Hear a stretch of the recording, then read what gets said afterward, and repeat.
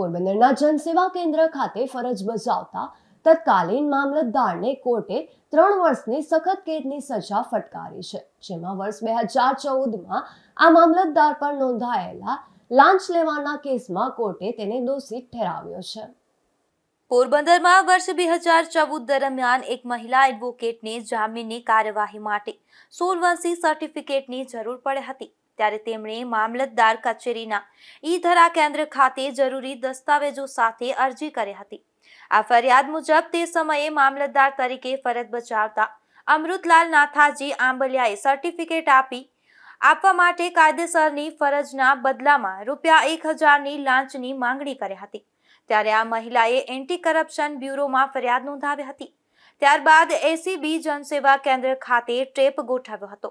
આ ટ્રેપ દરમિયાન મામલતદાર ફરિયાદી પાસેથી ₹1000ની લાંચ સ્વીકારતા પંચોની હાજરીમાં ઝડપાઈ ગયા હતા, જેમાં એસીબીએ તેમની ધરપકડ કરી ભ્રષ્ટાચાર નિવારણ અધિનિયમ હેઠળ ગુનો નોંધી ચાર્જશીટ દાખલ કરી હતી.